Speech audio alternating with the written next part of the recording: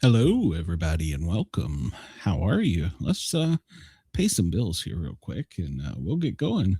Sportcat's Daily Gazette, live across Australia on Dare Media Group radio stations. News, weather. And somehow it all makes sense. Sort of. For more information, go to daremediagroup.com.au. The boss jock has entered the building. You are listening to the Sportcat Show. Hello, everybody, and welcome to the Sportcat Daily Gazette. That was the wrong commercial. We are live on Dare Talk Radio, Radio X Country, and Oldies, as well as rebroadcast on Pine Island's WZQR. Well, come over and find us on the YouTube channel. You can find Denise. Denise is in here. I think I saw Chris. I'm not sure where Wendell is. I saw him in there somewhere. So hello to everybody. Come over and join the chat. We got a great chat. And let me play my disclaimer because I got a grumpy co-host today. The views, opinions, and satirical content expressed on Sportcat's Daily Gazette are those of the host, Glenn Sportcat Jackson, and do not reflect the views of any affiliated networks, sponsors, or platforms hosting the show. This show is intended for entertainment purposes only. Please note, satire and humor, all commentary, especially on news, sports, and entertainment, is presented in a satirical manner. Statements made on this show should not be taken as factual reporting or professional advice. No, I am not a scientist. I'm not a meteorologist. I'm just a fat guy with a microphone. Hello, Brenda. Welcome. Hi, I think Jack just called me a bitch from the other room. Well, the shoe fits, Brenda. Oh, Lord. Have mercy. This show's going to be all over the place today because we got very little news. I think we're about to go to war with another country, but the predominant thing is, well, we're all going to die here in the South from the snow. So, Yeah. So, are you prepared? Well, Jack's getting ready to leave and go to the store. He's got to go get me Apes, Ritz crackers, and I want some chicken ramen. So, yeah, it's cold. Right. Ramen's, we're not supposed to eat ramen, especially as diabetics, because it turns the sugar in your system like immediately. But if I'm going to eat any soup because it's damn cold, it's got to be ramen. It's got to be ramen. Tomato soup, grilled cheese sandwich. Tomato soup sounds good too, but then we got to get milk and. Well, just get canned milk because, well, we're all going to die. Before coming on live, I was listening to the GEMA, the Georgia Emergency Management, and our governor. And I'm going to explain the colors and the codes and the numbers here in a few minutes, but we're in the section where you could probably die. So, yeah, you're in Georgia. So, yeah, good news. Our governor, we've already got linemen out and ready. We have people already out there by the infrastructure thing that we got, the electrical grid, whatever it is. We've got all kinds of stuff going on right now. And he said this morning that some of our National Guard are going to be out helping with like accidents, but they've asked everybody to kind of stay home this weekend because it's that our bad. Governor said just be prepared. Saturday night he's probably going to put a Saturday through Monday mandatory travel only on the roads. I think we borrowed some more brine from another state. I don't know, we got like 70 gallons of it or some shit. So they're out there spraying already. Our National Guard has been prepped. The federal National Guard has been prepped. I'm not sure what that means exactly because a lot of federal, state and local, but 14 states have already declared an emergency in advance of this. And the Army Corps of Engineers has been busy at work for the past 24 hours preparing us. So Yeah. Wheels been moving generators, and T-Mobile and Verizon have brought in their emergency teams. Yeah. So yeah, I know our hospitals have already had people. They said something about our hospitals have got teams that are what are they doing? Oh, they're working on all of their generators to make sure everything's up to par. Yep. We have a couple of hotels and a couple of different places here that they're going to make sure, like the police departments that are run on generators, that if we have to get out of the cold, they're going to open their lobbies for people to stay there. So I imagine they'll have like coffee and same here. different stuff like that. They didn't do that shit last time, but we weren't expecting it. When it happened last time, it just like happened, and we were all like, you know. Well, they're ahead of it. The Amateur Radio Emergency Services, ARES, has already been out setting up emergency communications. I've been monitoring that. Here at the Sportcat Command Post, I have all my flashlights charged. We have water. We have, I got tomato soup. I don't know what Mrs. Sportcat's got, but I think the only thing that'll be the issue for Georgia, at least, is the cold. We're not prepared for 20 or single digit, possibly even single digit freezes. So that's going to be bad, but it'll be okay. We'll survive. So Chris says nobody has seen a bigger storm in history of this country. 2,000 miles is truly unbelievable. Many people have talked about this storm. People are calling the path the Trump track. Oh, mercy. Christian says, just went shopping, headed back home to hunker down, keep the hearth fire stove, stay safe. Love from Colorado. Well, you guys and gals in Colorado are prepared for it. And Ted Cruz is already in San Diego. I'm going to tell you what, my daughter's in Colorado, and this is the first time she's been in snow out there. She messaged me early this morning. She's like, Mom, it is damn cold out here. It's -4. That's funny. My son moved to Vermont, 3 years ago now, maybe 4. I don't know. It's God, time flies. And he wanted the cold. That's what he wanted. So he moved there because he hates the heat in the South. And now he's apparently Yankee-ized because he's making fun of us. He goes, you guys and gals don't know how to handle this. It's like, no, we don't. There are some of us that do. We just stay the fuck home and leave the road. Well, that's the key. But emergencies arise, and then people. What really happens, and I've learned this as an emergency responder, and we call it stupid, the stupid factor. But what really happens is people in their brain are convinced that they can do things that they can't. And the problem with ice is, especially at night, you don't always see it.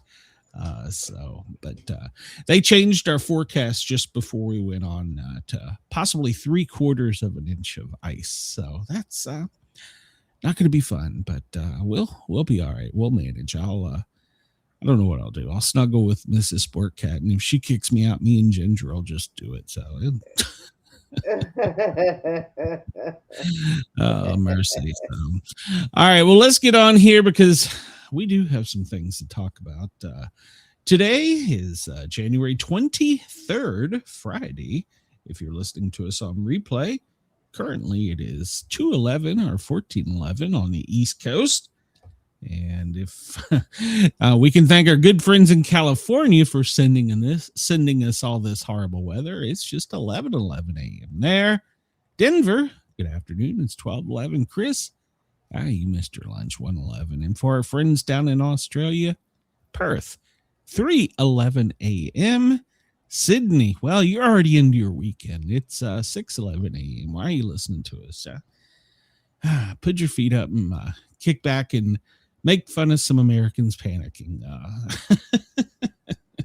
chance because that's pretty much what's going to happen. The good thing about it is I'm so glad that I've done things, as a prepper anyways, because we have ways to cook. We have stuff we can make. We have a generator. We even have a solar radio, AM, FM radio, that has plugs for our cell phones and all that. Oh, yeah. My batteries are charged. So, yeah, so are mine right now. As a matter of fact, I am waiting for the vet to get back to me because I've been up all night with my pup. He's sick again, and we know what's wrong with him, so they shouldn't have to take any x-rays. But I need to get that medicine that keeps him from vomiting so he can at least drink water and stay hydrated. Yeah. And so I'm waiting on them. Yeah, you don't want to have a sick pup in the middle of this. So, oh, I know it. All right. Well, if you went outside and looked up, you weren't in the South, obviously. You're probably on the West Coast if you went outside and looked up, or maybe down under. But on the East Coast, in the South, yeah, it was too damn cold. You would only see 24% illumination. That's going to be the other bad thing with the dark moon and people trying to go out. And no lights, yeah, it's going to be fun. Bigfoot's going to have fun. He'll have plenty of areas to roam. So, so good times. So, yeah, there we are. Let's just progress through this. Do you want to do trivia today? Are you in the mood, or are you? Well, if we don't have a whole bunch of news, we can do trivia and laugh at ourselves. We get a little bit. So I got to do something. I'm hoping I don't doze off on you because I did have to take my day meds also, on top of not having any sleep, which is like a triple whammy. Oh, God. Because I was sitting here in my chair at the computer. Oh, that's good. I'll just play that if you start to doze off. Well, I was sitting here at the computer waiting for you to send me the link, and when you called me, I had fallen asleep in my chair. I was like, "What the hell? She ain't answering me. Normally, she's and I had already talked to you this morning, asking you if you were awake, and I was just like, there you go. That'll wake you. Scare me, so I fall off my chair. That's all we'll hear from you. Now, mind you, if you scare me and I fall off my chair, Jack is not home. He left the house to go to the store, so I'll be on the floor till he gets here. Okay. But I have a good mic. I'm pretty sure. You jackass. Oh, yeah. That sounds like my puppy. When he gets to snoring. Oh, that's going to be you during the show. We'll keep you awake. So we'll figure it out. So, he's looking at me like I'm stupid, wondering who I'm talking to. I got a warning here, or I'll just put you out of my misery. Chris says, I went outside and looked up last night. My eyelids were froze to the top of my head. Well, nobody had ever seen such beautiful eyelids frozen there, Chris. So you're all right. So the sun is 11 minutes behind. So one of the Three Stooges names. Hey, I still don't know their names. So thanks. I forgot to Google it. Damn it. Let's see. Now we're just gonna ignore this one. I don't want to do that one. Do we want to do movies? Do we want to do music? What do you want to do? We got all kinds of choices, huh? I was gonna say TV. All right, let me find TV. Damn, all right. TV. Do you want to do general, casts, characters, or plots? They're specials, so that's a special. All right, we'll do a special because Brenda's special. Good God. Well, no, it has something to do with TV shows. I don't think we could do Simpsons characters. We've done one of those. We'll do Simpsons. We'll do Simpsons. We've done one, but we'll do another one. All right, here we go. Often wears a rhinestone-encrusted leisure suit and speaks about himself in third person. Well, is that Disco Stew, Snake, comic book guy, or Bumblebee Man? Well, that's a rough one because I don't remember anybody wearing that. So we'll go. Oh, Chris says the disco dude. Yeah, I think it's Disco Stew. So we'll go with Disco Stew. All right, we got that Actually, one that right. would be my guess, but Springfield resident, recidivist felon that often robs the Quickie Mart. Springfield's resident recidivist, I guess that means criminal, that often robs the Quickie Mart. Is it Poochie, Dewey Largo, Dolph Starbeam, or Snake? I gotta guess, but I'm not 100%. I think it's Snake. So I'm gonna go with Snake. I haven't seen anybody pipe up in the chat, but we'll go with Snake and see what happens. Hey, we got that. Crap, we got that one right. Yeah, it's only going to get worse. Cynical and burnt out host of Bart and Lisa's favorite TV show. Real name is Herschel Schmokel. I guess I pronounced that right. Schmokiel Pinchas Eurocharm. Good Lord, I couldn't pronounce that. Is it Krusty the Clown, Troy McClure, Kent Brockman, or is it the Bumblebee Man? Krusty the Clown. I think it's Krusty. That's my guess. So I'm going to go with Krusty. So hold on a minute. What am I doing? I got a button to push somewhere. No, apparently I don't. Okay, well, we'll just carry on because I thought I had a button to push.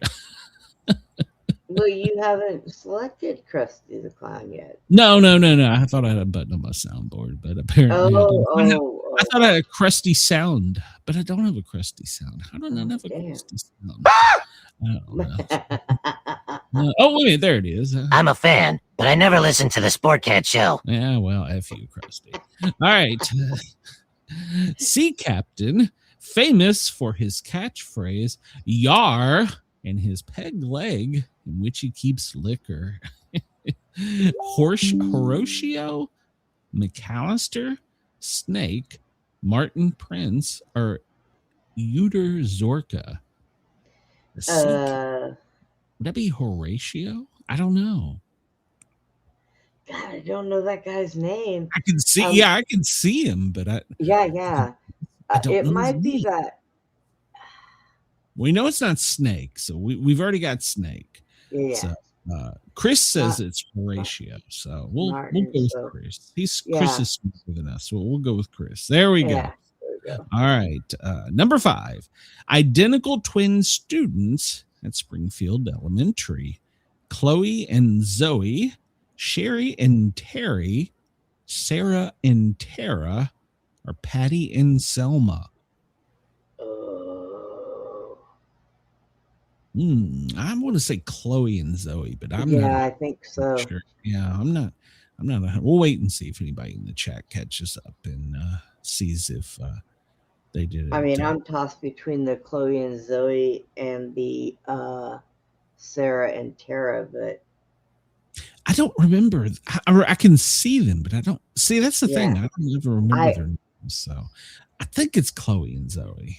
Let's just guess. We're going to guess. Nobody in the chat's giving us any help here. Oh, it was Sherry and Terry. We were both wrong. Well, I knew it wasn't Patty and Selma. So, extremely intelligent and nerdy scientist of Springfield, Marvin Monroe, Dewey Largo, Julius Hibbert, or John Frink?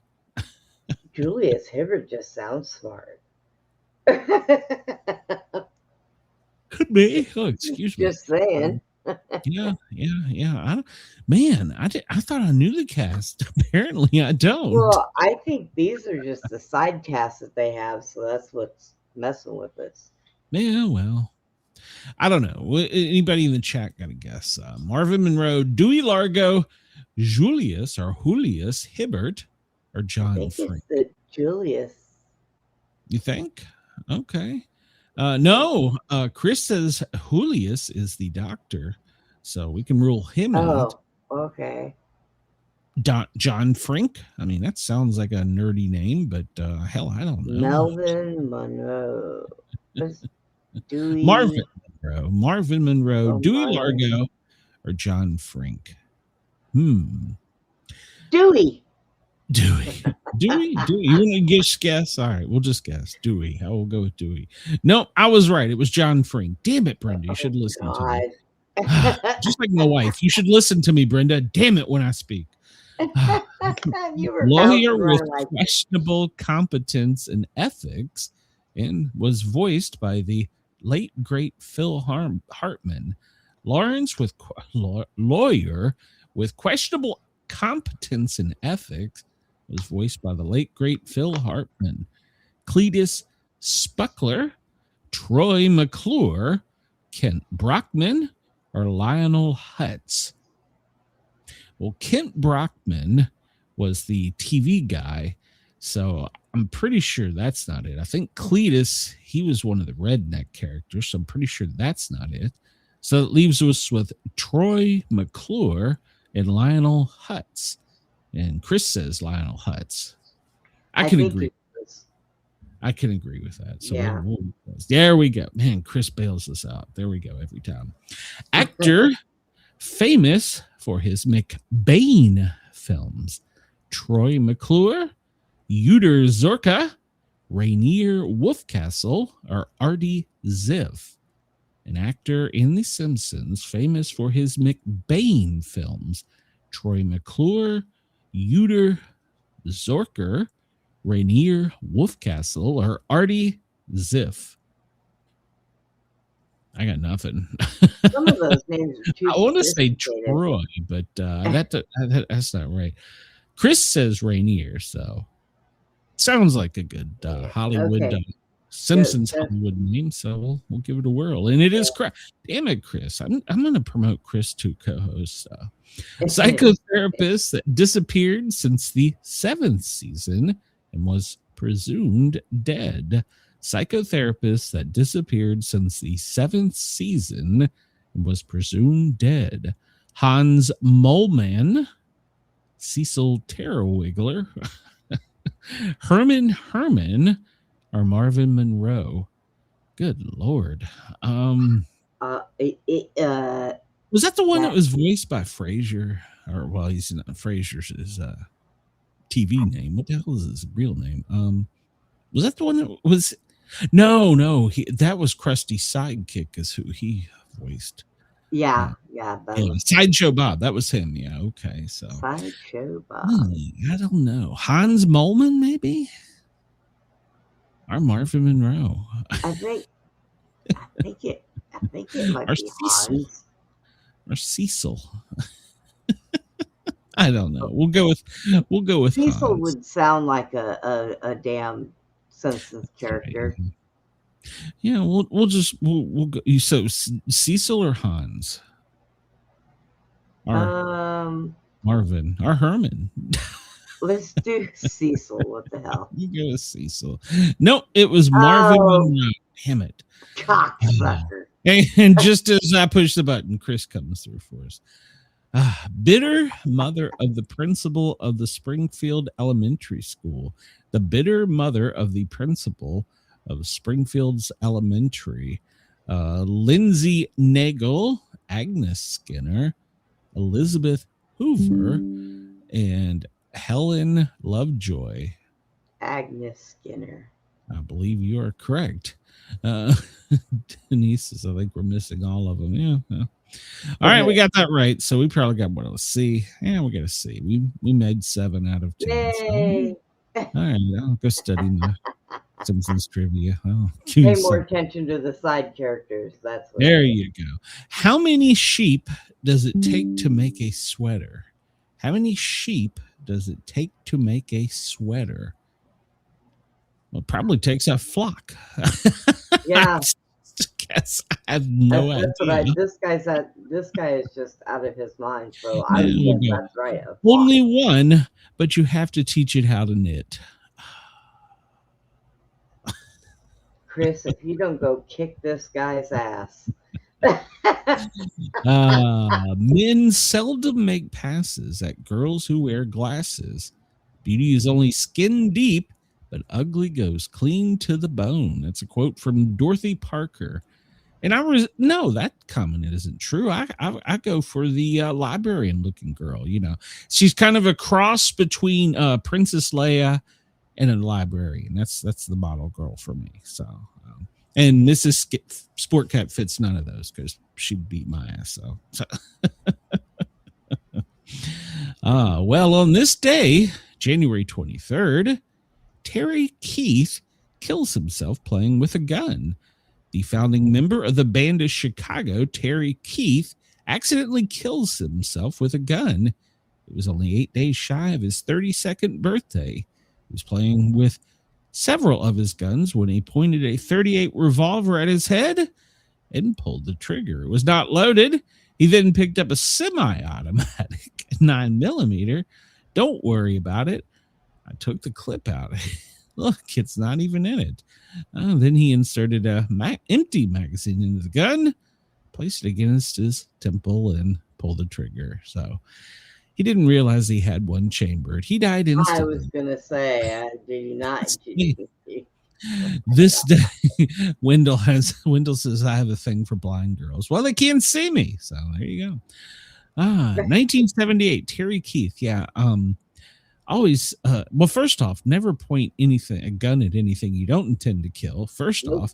Second off, don't play with loaded guns. Make sure that you've cleared the chamber and the revolver is empty. But I keep a round in the chamber.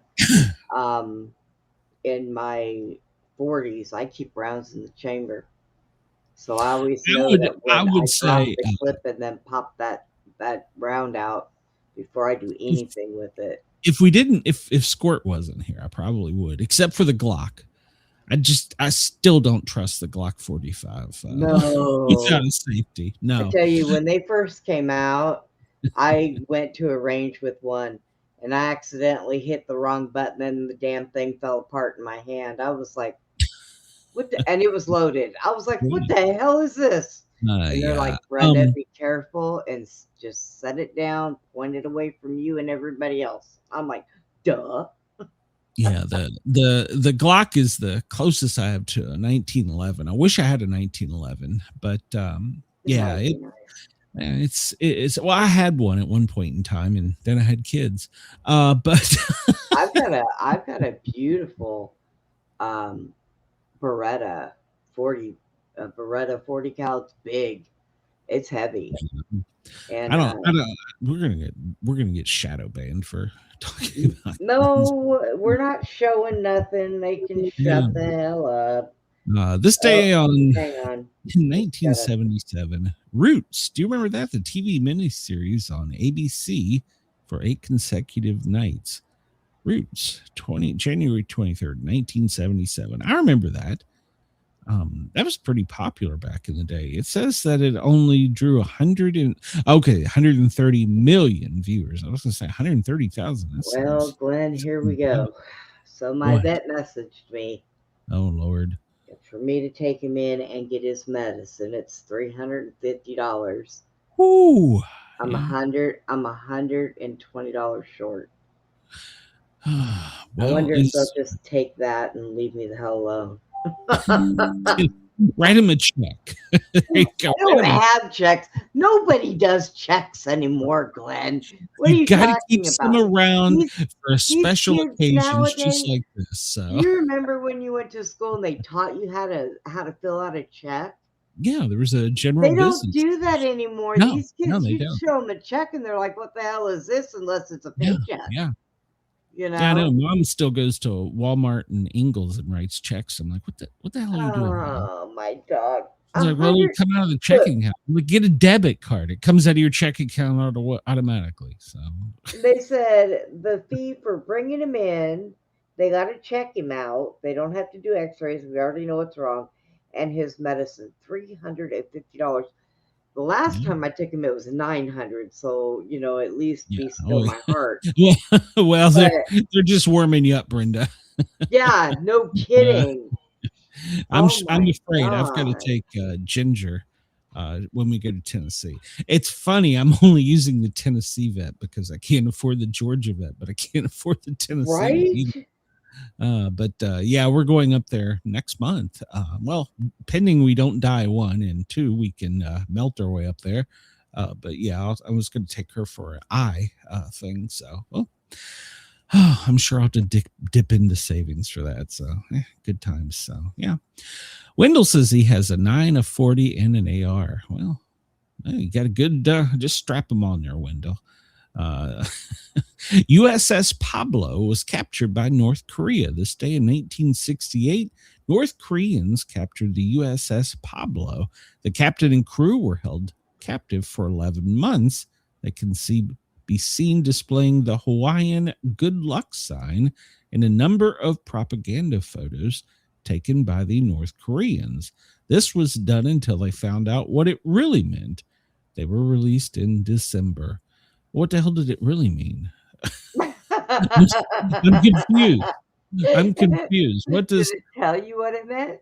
no? North Koreans Oh, are having a hard time proving the world they kept it, but Fox trying to. It doesn't say. They're using the hand signal for a message futility, getting off on hand signals, obscene divisiveness and contempt. What the hell? Is this some secret military thing? I don't know what that is, to be honest. Huh? All right. Well, where is KG? He's my naval history expert. Well, the first Nazi to take office was on this day in 1930.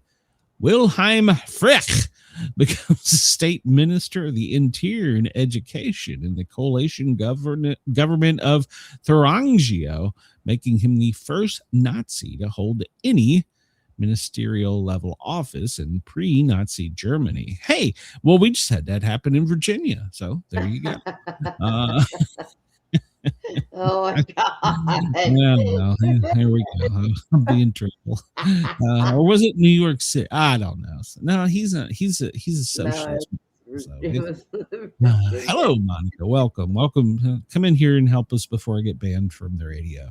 The first assassination by firearm. This day in 1570, James Stuart, first Earl of Moray, is fatally wounded with a carbine shot from a window while passing down the street. This is the first recorded assassination by firearm. He was assassinated by a supporter of Mary, Queen of Scots. 1570, they had carbines? I didn't know that. Wow. Really? Wow. Yeah, that's what it says. I mean, James Stuart, the first Earl of Moray, was fatally wounded with a carbine shot from a window while passing down a street. This day in 1570. They had carbines. Why didn't we use them during the Civil War? All right. Or yeah, well, better yet, why did we use them during the American Revolution? I don't know. Maybe I don't know what a carbine is. Maybe that's an assault weapon, right? So the world's deadliest earthquake occurred today in 1556. The world's deadliest earthquake was recorded in Shanghai, China. I don't know if I'm pronouncing that right. Killing 830,000 people. 520-mile wide area was destroyed. Some countries, 60% of the population was killed. Wow. The A-Team premiered this day on NBC in 1983. You remember that? Yep. Yeah. This day in 1964, the 24th Amendment of the Constitution is ratified, specifying that a person could not be required to pay a tax to vote in federal elections. Well, damn, they need to amend that to we don't have to pay taxes at all. So, deepest manned ocean descent. This day in 1960, the U.S. Navy I'm going to pronounce this wrong. Basafi Triesta descends 35,800 feet into the Marianas Trench in the Pacific Ocean. Wow. All right. I did read a thing that one of the first submarines that the Nazis sunk, they sunk it themselves by flushing a toilet. Well, now they came under fire when they surfaced, and I never thought of that. I sent that to my military expert, KG.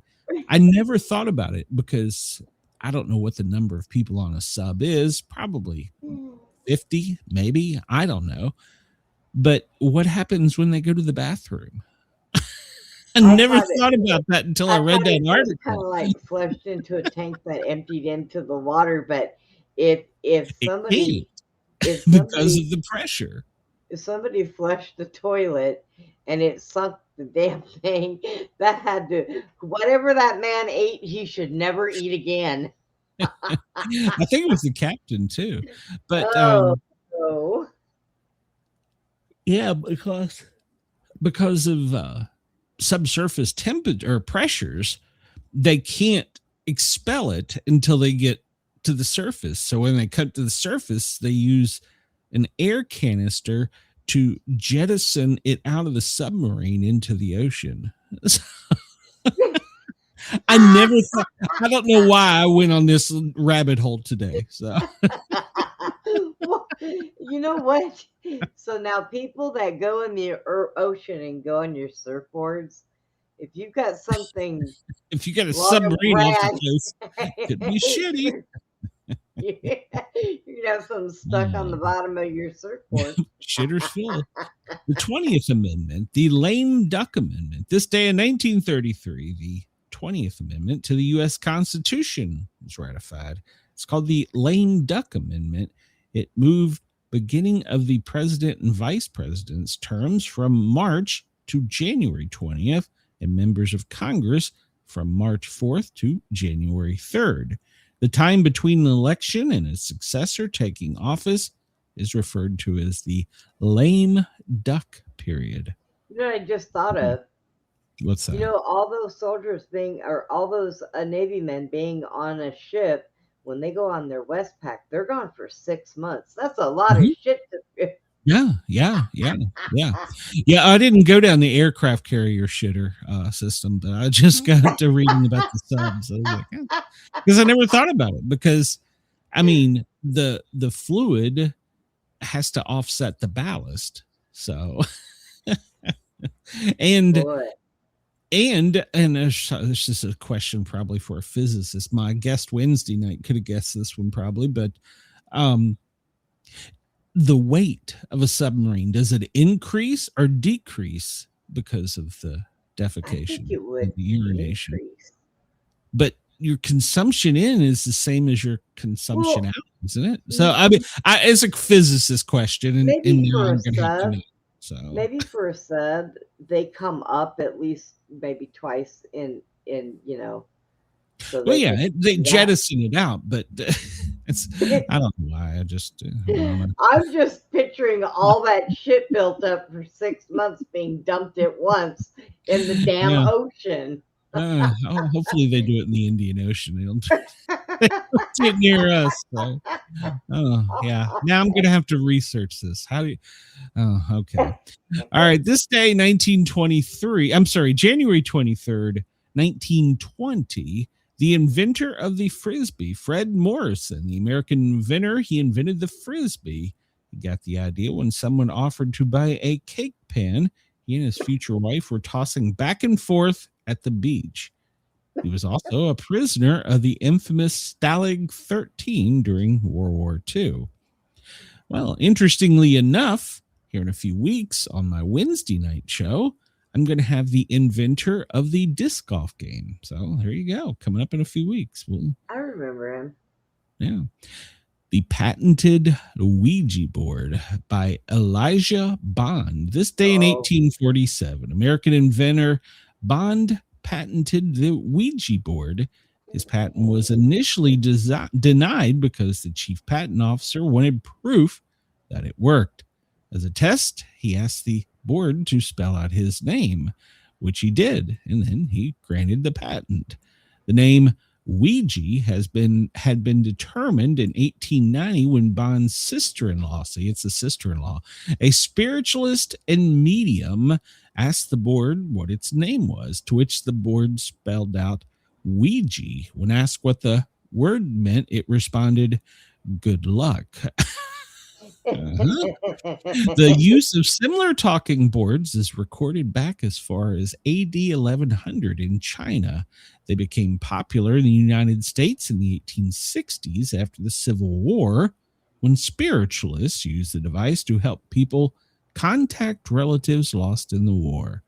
The scientific community generally believes the Ouija board works via unconscious movements known as the ideomotor effect. The effect was described by Michael Faraday in 1853. Many religious groups believe Ouija boards are connected to the occult and ban their use. Some believe their use can even result in demonic possession. Wow. I wonder if Trump's got a gold one. So. That's how all of our decisions are being made. He pulls out the keyboard on the desk and pulls out the gold Ouija board. It's the biggest and most beautiful Ouija board anybody's ever seen. So, oh God.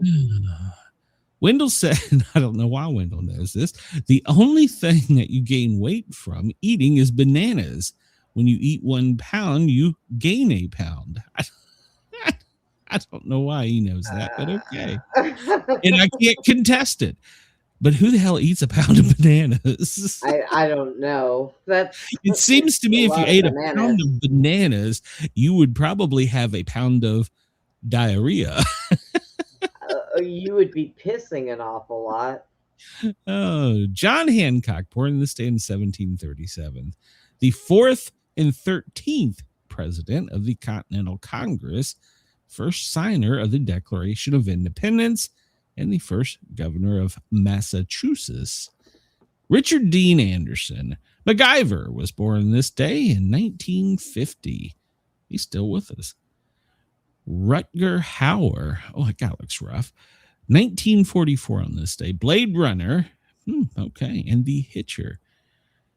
Chris says, every question Trump asks is gold Ouija board. It spells out, "You're great." Oh, well. Gil Gerard, do you remember him? He was born this day in 1943, an American TV actor. Buck Rogers. Lou Antonio, an American director, born this day in 1934. The Snoop Sisters and Barney and the Chauffeur. I don't remember that one. I don't either. Cheetah Riviera. I'm not even going to try her real name. American Tony-winning actress from West Side Story. She was Anita. Jeanne Moreau, a French actress, born this day in 1928, known for 7 Days, 7 Nights. Ernie Kovacs, born this day in 1990, American comedian. He was the TV show host for The Tonight Show, 56, 57, and he had his own show, The Ernie Kovacs Show. He died when he lost control of his Chevrolet Corvair, crashed into a power line in West LA. He died almost instantly from chest and head injuries. Wow. His body was pictured with an unlit cigar on the pavement near his outstretched hand. It appeared in newspapers across the United States. Why in a sick way do I want to just go Google that? Bob Steele. You have nothing better to do this weekend. You're going to be no. I'm going to be studying all about submarines. Bob Steele, born this day in 1907. Duffy from the F Troop. Anya Seton, she was an American author of historical romances, born this day of 1904. She was also a founding pioneer of the Boy Scouts of America. I don't even want to know. Oh, boy. I'll go down a rabbit hole in that. Randolph Scott. He was a cowboy, wasn't he? Born this day in 1898. 7 Men from Now in 1957. I think in 1908, everybody was cowboys and Indians. No, not in 1908. They were gangsters. So 1808. I don't know. I'm not good with history. Let's see. Rock and Roll Hall of Fame inductees in 1986: Chuck Berry, James Brown, Ray Charles, Sam Cooke, Fats Domino, the Everly Brothers, Buddy Holly, Jerry Lee Lewis, Elvis, Little Richard, Robert Johnson, Jimmy Rogers, Jimmy Yancey, Alan Freed, John Hammond, and Sam Phillips. That was the inaugural class this day in 1986. Yeah, you can't do a lineup like that nowadays. No. There's not that many of them left. No. So, I mean, God, they put Dolly Parton in, and she doesn't even sing rock and roll. But she made jokes about it. So she said she was going to accept it until she had a rock and roll album. Then she put out the rock and roll album, and it sucked, and they gave her the award. It was kind of like a Trump thing. Yeah, here you go. Right. It's National Security Technician Day, National Handwriting Day, National Pie Day. What kind of pie do you like, Brenda? Oh, blueberry, pumpkin. It's pie, Glenn. I'm fat. I like them all. I'm reading Chris's comment. He said, would you rather look at dead Ernie Kovac's cigar picture or read the book on the aircraft carrier shitter? Because I'm at a deadlock. I can't rule out either.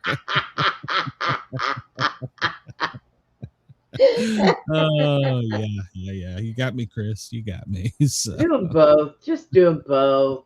I guess it depends on how much cabin fever I get over during the storm. That reminds me, I need to charge my tablet too while I'm at it.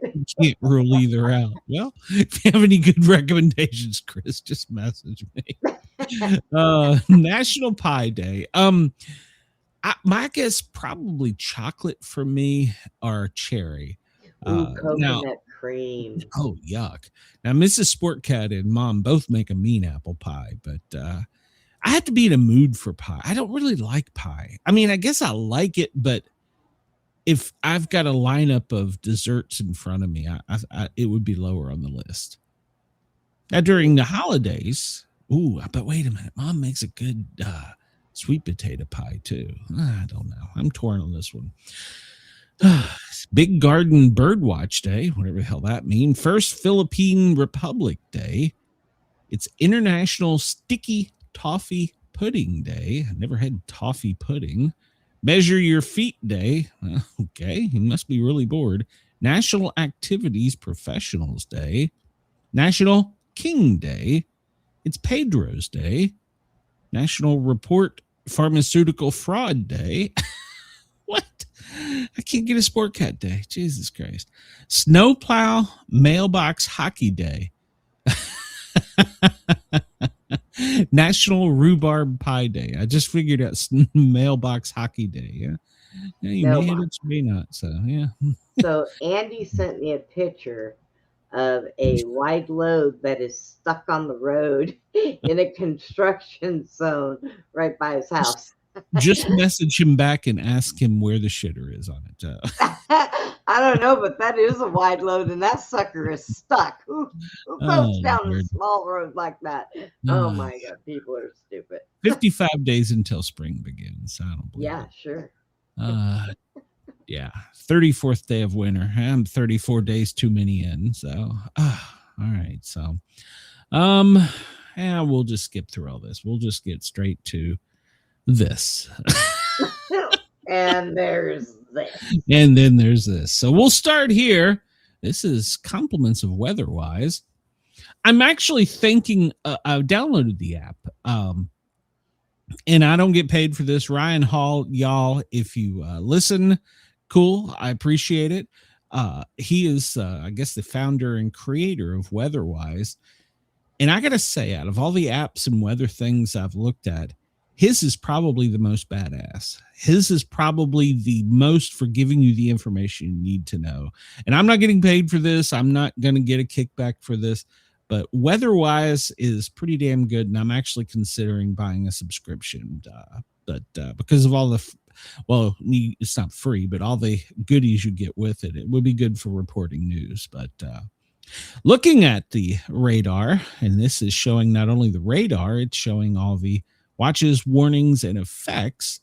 We're going to dig in today to the colors of some of these things and how the public really doesn't know what's going on when they look at it. They just see pretty colors and go, oh, that's a warning. Oh, that's a blah, blah, blah. But there's an actual meaning to the colors. So this storm has hurricane, winter storm Fern. The Weather Channel designates storms as Ryan Hall, y'all. The National Weather Service names hurricanes and typhoon, or is it cyclones? They name them, but they don't name winter storms. But the National, not the National Weather Service, the Weather Channel does name storms. So Winter Storm Fern is not a, quote, official name. I'm using air quotes there, but it was the name that they're using until the National Weather Service adopts it. But this storm is yet to get kicked off real good. That high is up there spinning just below Colorado and pretty much right there at the Four Corners area. It's just sitting there spinning.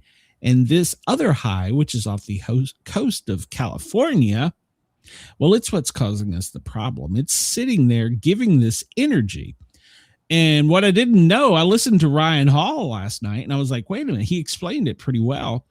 The storm on the West Coast is trying to push to the east, but it doesn't have enough power to. So only the moisture is going over top of the Sierra Nevada mountains, and that is what is going to make this storm explode when it hits the warm Gulf air. So there's your weather nerd info. But so it hasn't really officially kicked off yet. It's supposed to really get going tonight. Ryan Hall, y'all. I'll send him a kudo. Him now, not to take away from what's the young kid? Well, they're all kids. Max, I can't remember. I watch a couple of them, but he come up with this weather system, and I got to say, I'm pretty impressed with it. So go check it out. I'm getting nothing for it. It might Max Velocity. Yeah, I watch Max, and then I watch that 14-year-old kid out of North Carolina too. Oh God, he's actually 21. But last night I saw somebody his chat was saying, I can't believe I'm taking weather advice from a 14-year-old. And he's like, hey, I'm 7 years older than that, damn it. Oh, God. Hey, they probably do a better job than our actual news people. So, Well, see, that's the thing. Independent journalism is doing a lot better job reporting things. Evan Freiberger. Man, Chris, you're up on your weather nerds with me. But yeah, see, I think Evan works at a channel, and then the guy out of Georgia, he's up and coming. I follow him because he gives a lot of local stuff in addition to the national stuff. The independent news media does a much better job. They take all the data and put it together, and they do a great job at it. So kudos to them. And most of them are going to be going live streaming starting this evening until they pass out, I guess. But so the marathon. Well, I mean, because of the way the intensity of the storm. So if you go to the Weather Prediction Center from the National Ocean and Atmospheric Administration, NOAA, you can find the Winter Storm Severity Index. And then over here on the right, you'll see it gives different little colors. And I never really, my weather nerded out on this. They are different colors, and the different colors mean different things. Like for winter weather, it's kind of gray. Yellow is minor. Orange is moderate. Red is major. Purple is extreme, and then there's one after extreme. It's black, and I think that's just death. But I never paid attention to it until they started today. The section of Georgia, Andy Hill, the section of Georgia that I live in, we're kind of in a little valley just the other side of the Appalachia. So we're not at a high elevation, but we're basically downstream for everything that hits the mountain and spins back down, if that makes sense. And so they were talking about it, and the governor pointed this area out, and it's pretty much where I live, coming from the downside of the mountain, basically follow Interstate 85 down into Atlanta. And he said these areas could be without power for 2 weeks. Oh. I was like, whoa, wait a minute. Hold on. My ears perked up. You just said Sorry. 2 weeks, Governor. So I was like, wait a minute. Hold on here. And so it got me to researching some of these things, because we talked about yesterday, FEMA, how they give the percentages. Chris says, I'm going to be looking for you there too. I won't be live streaming. But anyhow, so I got to doing the research into the colors, and they're talking about the grid possibly collapsing, and they started associating these colors, and I was like, so I started doing some research, and the information they don't tell us. I don't know exactly where Colleen is on the map, but you're pretty much in a moderate impact, I think, area. What do you even look like yeah, you see that the little orange spots down there, in the middle? Down here? What are you talking about? Right in the To right my there. left? I'm around Abilene. in there somewhere. Abilene, is that near you? Okay. No, down north. Down more. If you look like where Austin is, which is you're between Austin and Fort Worth. Okay. So yeah, you're in the orange, the moderate impact. Except there's a little area down there near what town is that? Temple. That's yellow. I live right there next to Temple. I'm like not even 5 minutes, 10 minutes from there. Okay, so you're either yellow, minor, or moderate, depending on the scale of the impact of the storm.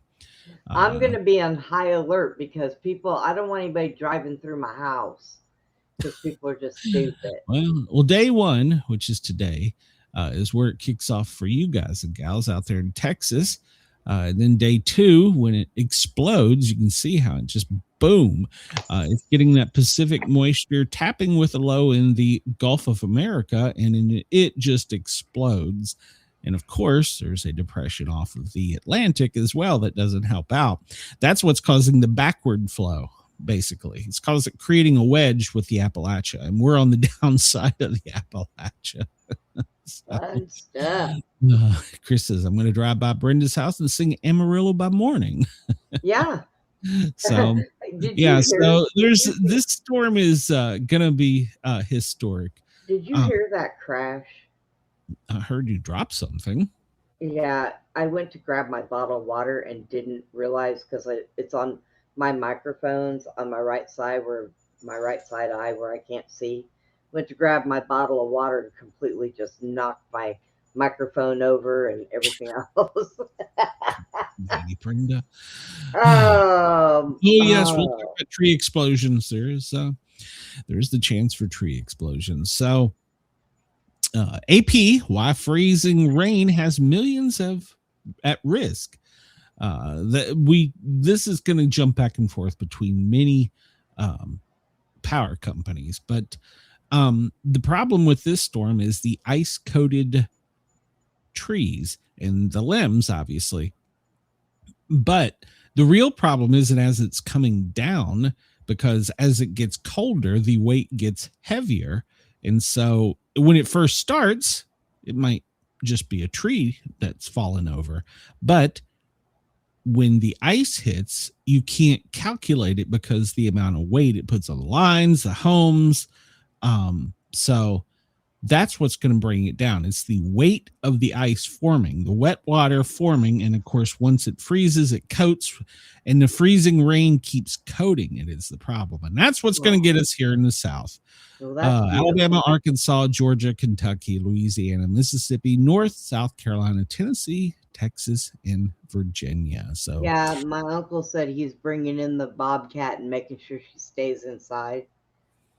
I'm like, He owns a Dude. bobcat.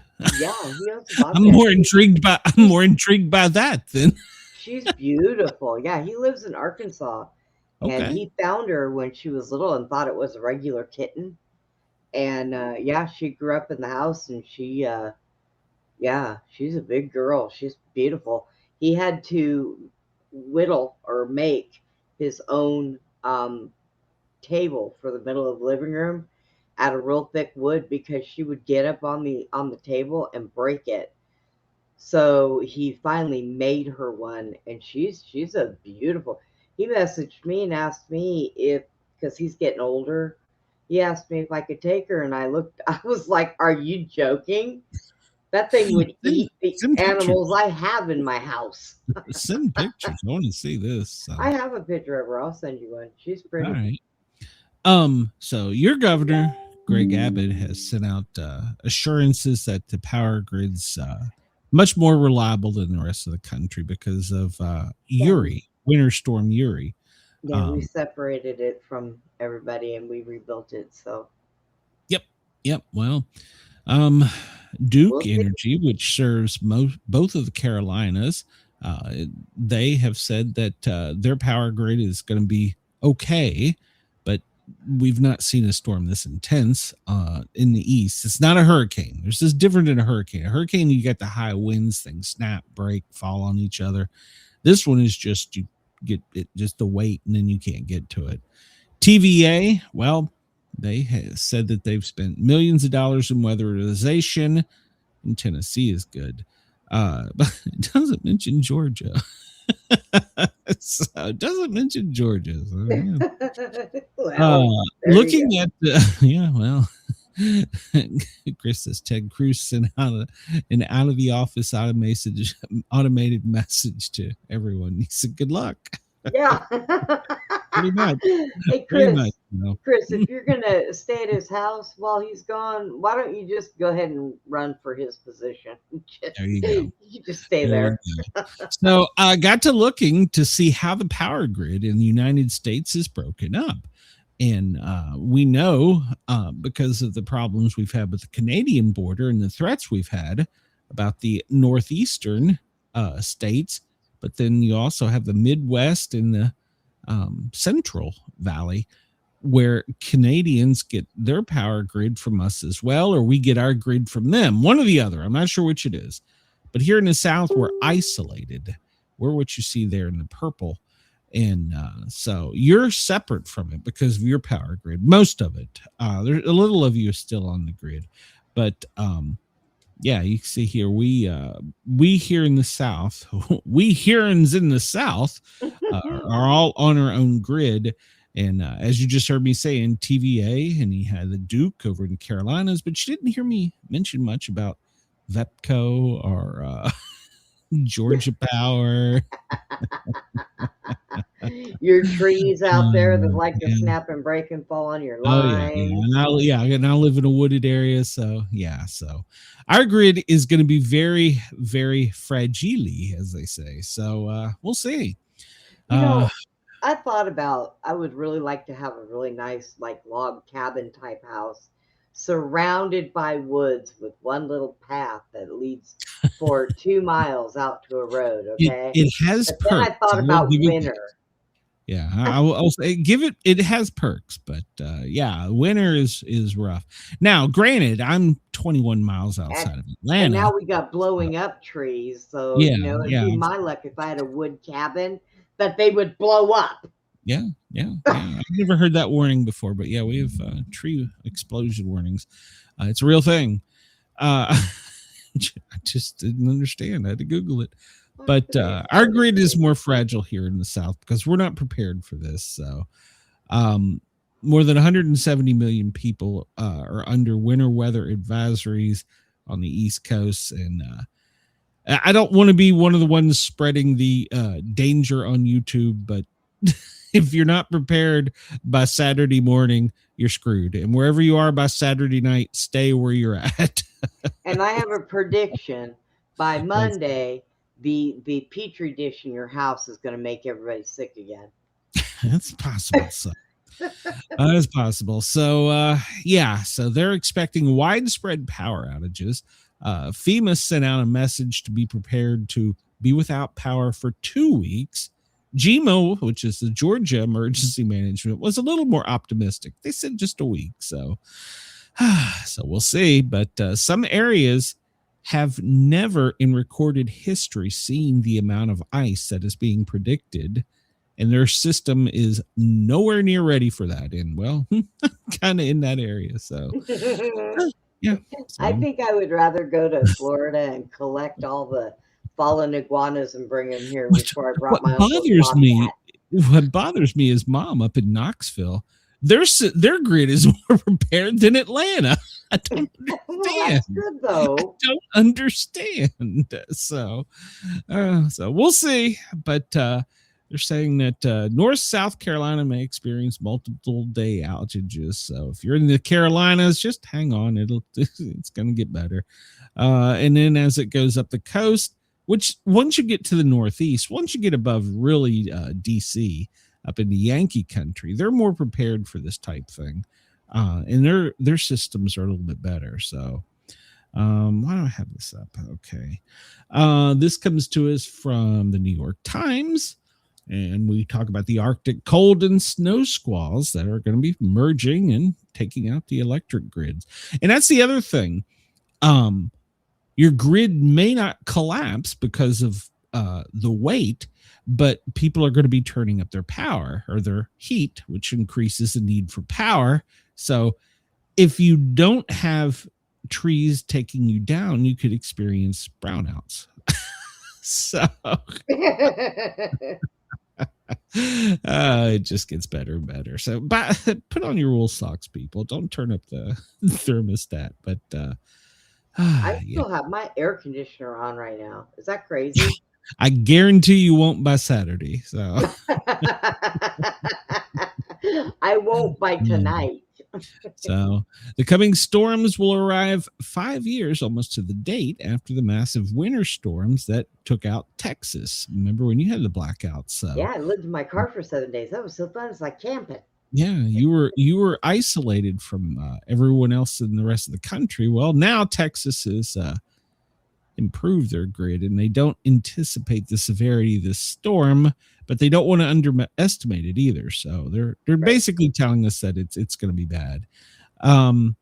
We'll see. Like I said, I don't know. They said that 200 people died in that storm 5 years ago. So hopefully they're better prepared. But they were all elderly. Most of them were all elderly people. And they didn't have anybody. The little community that I live in, because I keep an eye on my landlord because she's elderly and she's sick. Right now she has somebody going around and collecting the stray cats that she feeds. And she's having them put into the house, into the other room. And then the female out here, Callie, that runs around, she'll come to me. So she hangs out in my backyard, so I'm going to just let her in, and my cat's just going to have to deal with her.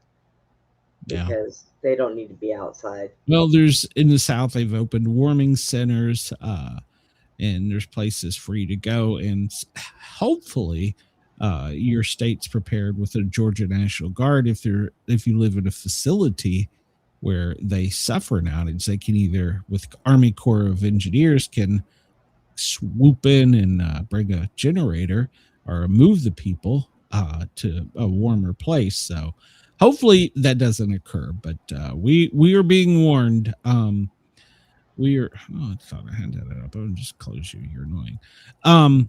But yeah. And then, I haven't even talked about the snow yet. We're still talking ice because you get above Tennessee, and there's areas all the way back up to the Northeast where you could get over a foot of snow. Up where Denise is, she could get upwards to a foot. So we haven't even talked about the snow. So oh my God.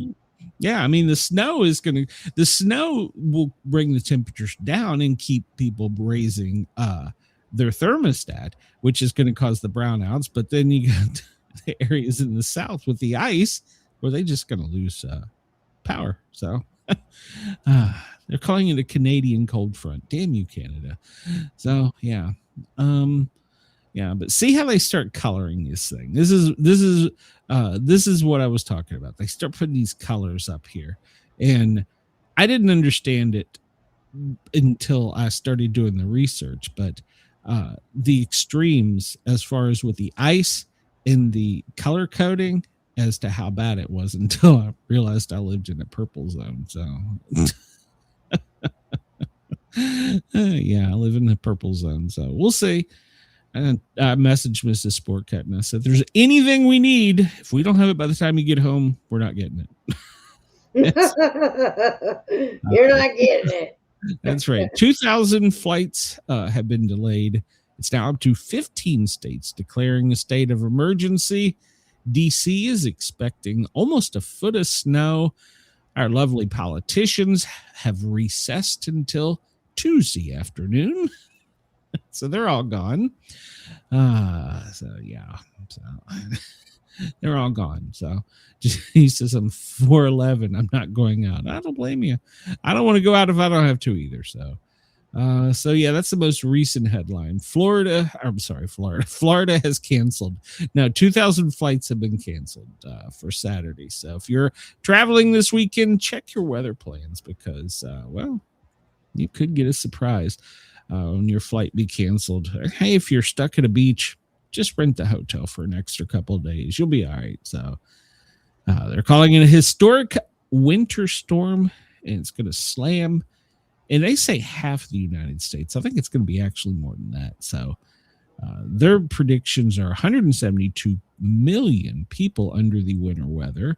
Foot of snow from Oklahoma to Massachusetts. So, and then on the southern side, Texas, Carolina, and Virginia, the mixed precipitation is, that's what's going to bring the freezing rain. Oh, and then I forgot to mention the wind.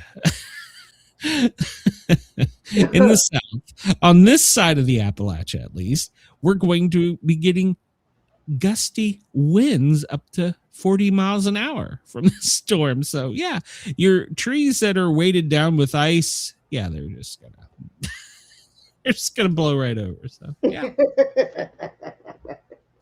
Many retail chains have prepared, but I've been taking reports from Tennessee to the Carolinas to Georgia. Everything's gone. It's all gone by now. Target said it had overstocked, but things have moved out quicker than the demand. Home Depot is moving stuff from other areas. In other words, the Yankees are sending their snow shovels to Georgia. Oh my God. And now get this. The new mayor of Texas, New York City, Zama Mamadami, yeah, he said at a press conference today, it didn't matter. Kids are still going to go to school. Like, what the hell? You guys are going to get a foot of snow. He's like, yeah, they'll be all right. Just, they can walk. Damn, that's pretty cold. What a nice guy. He said, if you were expecting a snow day, yeah, you're not getting it. Like, damn. Wow. Yeah, but he said if just stay home and watch. But he didn't cancel school. Oh God, what will we do without him? So, Georgia bracing for the most ice in over a decade. They're saying up to 12 years ago, but I think it's going to be more than that because they've already changed it.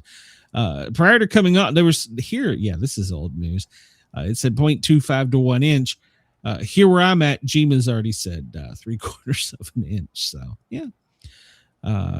Prescriptions. If you need your prescriptions, CVS and Walgreens have been moving their allotment of medications to stores so that you can get them. Like I said, I'm not telling everybody to panic, but get your stuff today. So especially if you're in the South, Mississippi, well, you have never had ice like you're about to get. So just dig in.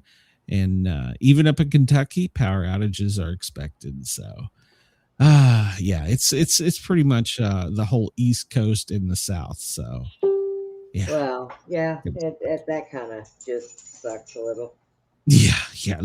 There's no escaping this. So These are the 12 cities that will see, quote, catastrophic damage by crippling U.S. winter storm. Now, this comes from the Washington Post, so take the validity with it as you want. But Oklahoma City, Dallas, Fort Worth, Little Rock, Tupelo, Nashville, Cincinnati, Pittsburgh, Charlotte, Richmond, Washington, D.C., New York City, and Boston. Now, I don't so much buy this one because this is talking about the snow. I think if you start adding the ice, you need to move further south and talk about Atlanta, Raleigh, Chattanooga, down as far into almost Birmingham in Alabama. So they're only considering snowfall in that one. So the snow and ice, when it kicks off, it's going to be historic. I'm not ready for this, Brenda. So it's heavy snow and ice, and then the winds. Oh, we've already pretty much covered this. It's coming from the west to the east, and it's going to put the bitter punch into the south, and then it will move up northwards, where everybody in the north, yes, it will be bad, but you all will be getting mainly snow. I wish for snow. I wish ours was snow, but it's not so much. Let's see here. What is this one giving me live updates? Anything new? Let me refresh it to make sure I'm not missing anything. No, we've pretty much talked about this. 3,000 flights have now been canceled. So, and we talked about the East Coast seeing a foot, and there you are with the forecasted snowfall. Crippling ice, frigid temperatures. Yes, I believe this has got parts of the South named better with Austin, Oklahoma, Nashville, Atlanta, Charlotte. I don't know so much about DC, Baltimore, Philadelphia, New York, and Boston is going to be the areas affected. The latter more by snow. So they're saying this will be 40 hours of a crippling storm. So the storm is expected to last for 40 hours once it kicks in. So yeah, once it gets its punch and starts moving to the east and picking up the nice warm Gulf air. Let's see here. Anything new? So I was trying to keep up and get us the latest information when you come out. Texas led the country early Friday with small but growing number of power outages. So Texas is already experiencing them. Colleges, University of Georgia, right down the street from me, are expected to be closed. So, yep. Yeah, we have, I can hear sirens and stuff all over the place right now, which means they're out there driving stupid. Oh, yeah. Extreme cold in Chicago could lead to ice quakes. Now, this is another one I hadn't heard. Chris, are you familiar with ice quakes? Ice quakes? Ice quakes. Yes. Locals in greater Chicago may hear a sudden boom over the weekend in what meteorologists are calling a frost quake, a weather phenomena that takes place when temperatures plummet and groundwater freezes quickly. According to AccuWeather, frostquakes, also sometimes called ice quakes, are seismic events caused by sudden cracking in frozen soil that is saturated with rock and ice. As water expands when it freezes, pushes apart the dirt and rocks, and if the expansion happens all at once, basically pushes apart the dirt and rocks, and it's a ice quake. There you go. So basically now we have ice quakes and exploding trees. Ice quakes and exploding. Damn, this global warming is really getting me. Oh my God. I have never heard of an ice quake. Is that any of our listeners that live up north? Let me know. Sportcat@protonmail.com. I have never heard of that. A frost or ice quake. All right. So that's kind of funny. Not if you live in there. I mean, you know, what are you going to do? Yeah, that's what I was going to say. What do you now? This is an updated one. It says this will be a 72-hour storm, so it's just growing. Oh Lord! So we're gonna have ice quakes and exploding trees. Just the South is not built for this. Come on, people. Let's get over it. So, all right. So let's talk about this real quick. Talking about the colors, the Sperry Pilts Ice Accumulation Index. I didn't know what these colors meant, but now I know. If you're in these different colors, ice damage 0 is obviously green, 1, which is yellow, some isolated interruptions, orange, where you are, scattered utility interruptions, typically 12 to 24 hours. Roads and travel conditions may be extremely hazardous due to the accumulations. 3, numerous utility outages, interruptions with some damage to main feeder lines and equipment expected. Tree limb damage is excessive. Outages lasting 1 to 5 days. And then here I am in purple, which is 4, prolonged and widespread utility interruptions with extensive damage to main distribution, feeder lines, and some high voltage transmission lines. Outages 5 to 10 days. So luckily I wasn't in black, because black is, well, it's gone. Prepare for weeks. Shelters needed. So yeah, we're at 4, just under a 5. So yeah, there you go. But yeah, the Sperry Piltzer Accumulation Index is what gives us the colors. And it's the scientists that sit down and they forecast the projected footprint with total ice accumulations, and what they think with their engineers comes up with the potential damage from approaching ice storms. It is a tool used for risk management and winter weather preparation. So there you go. If you've ever wondered, it is the Sperry Pilts Ice Accumulation Index, and that tells you by your color the severity. So now you know if you need to look it up, and you can actually go to Spritz Pilts Sperry SPERRY -Piltz PILTZ.com and look at it. And I looked at the maps for today, and well, today they're pretty limited because the storm hasn't grown. So they don't update it and do future casts. They say that's the National Weather Service's job. So they only have current. So if we have internet, I'll be checking in on this. But there you go, in case you've ever wondered, like I went down that rabbit hole. So there you go. Now you know, Brenda. Now I know. Yeah. If your power is out and you don't have a generator, you should monitor your refrigerator temperatures, and you don't want it to drop below 40 for food safety. Full freezer can survive for 48 hours, a half freezer for 24. Your refrigerator, if unopened, stuff inside will be good for 4 to 6 hours.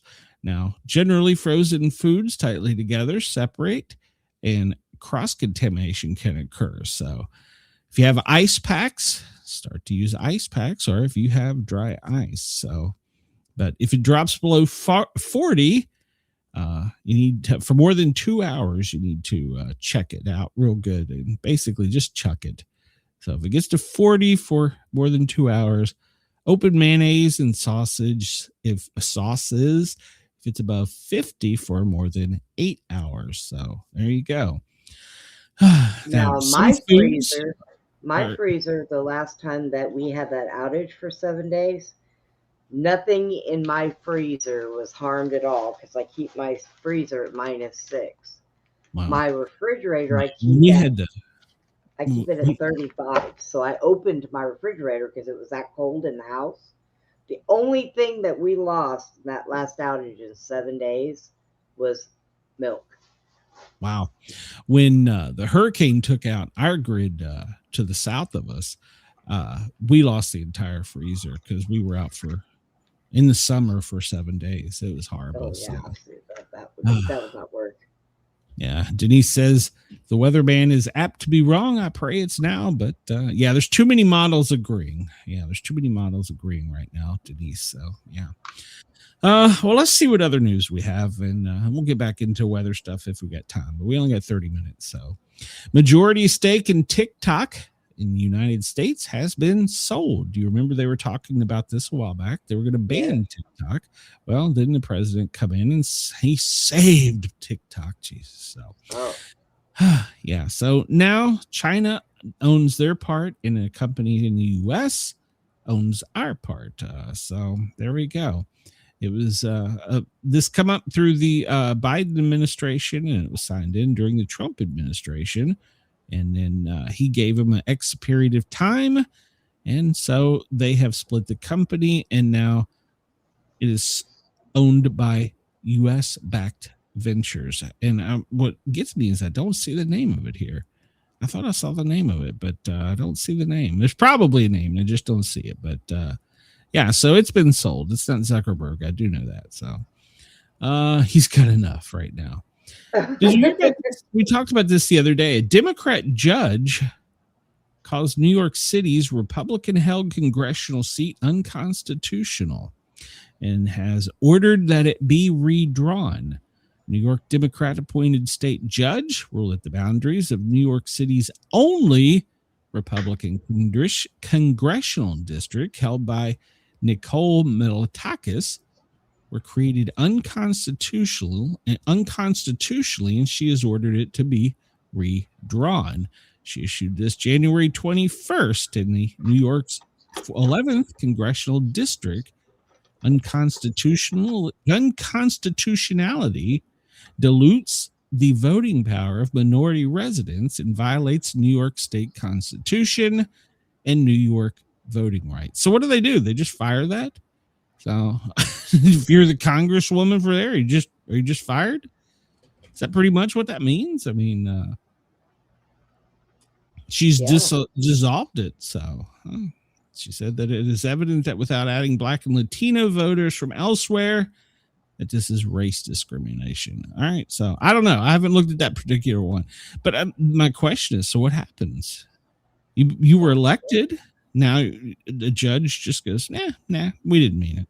Is that what happens? nah, we didn't mean it. Yeah, we didn't mean it. The judge can tell you. So the citizens elected him. The judge is like, nah, we didn't mean it. Sorry.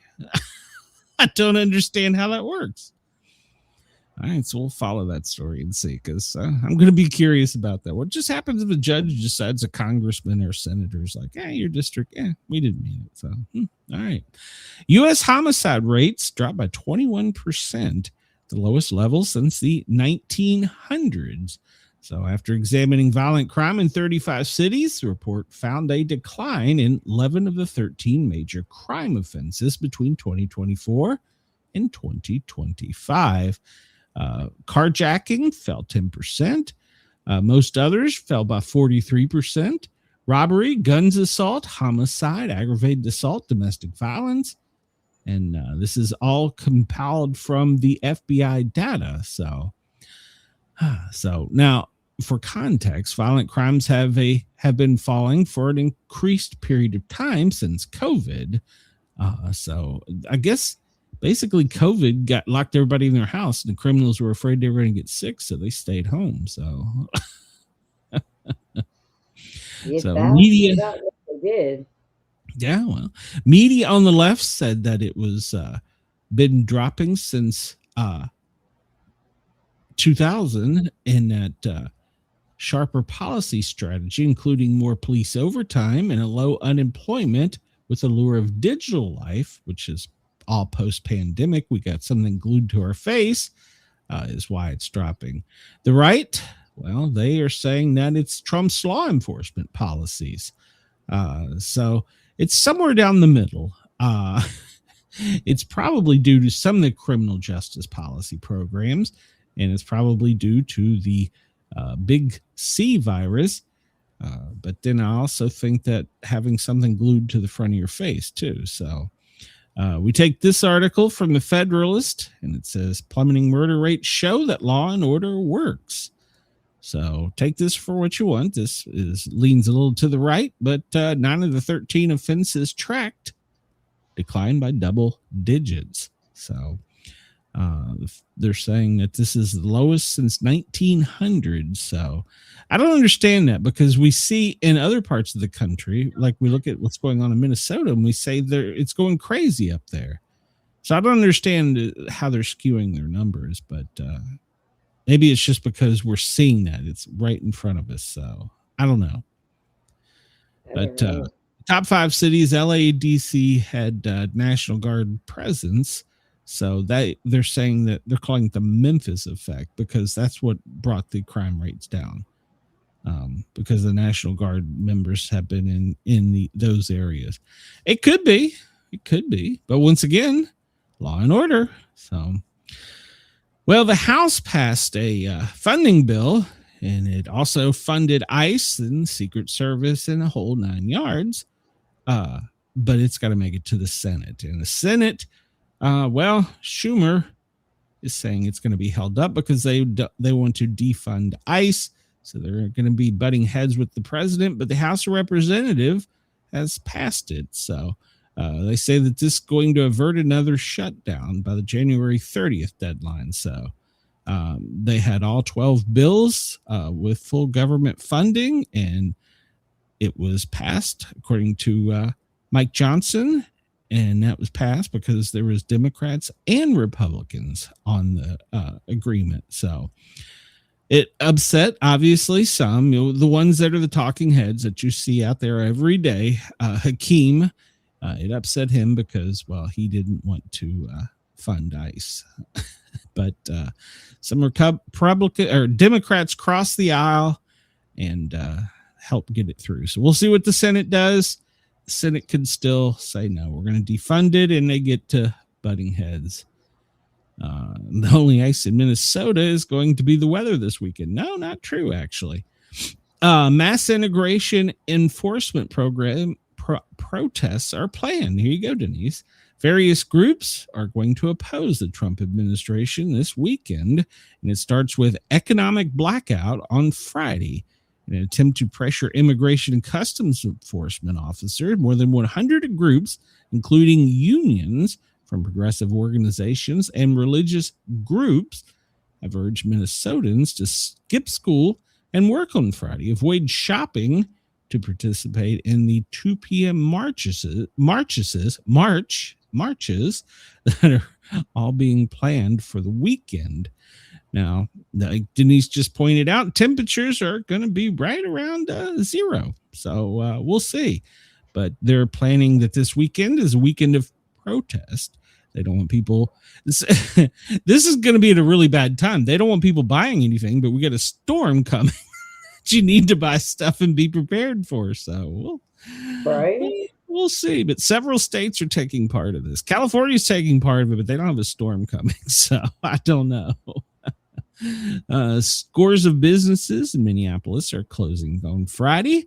Religious leaders, labor unions are all closing their doors. It's a general strike to protest Donald Trump's deployment of ICE in Minneapolis. Calling it ICE out is the message. So that's what the protesters. It's funny, they've all got signs that they all look alike. They all carry the same thing. They got T-shirts and everything made up for it. So ICE out starts today. So there you go, Denise. Our favorite governor, Tim Walz, is begging for donations to his legal defense fund after the DOJ subpoena over obstructing ICE. Now, wait a minute.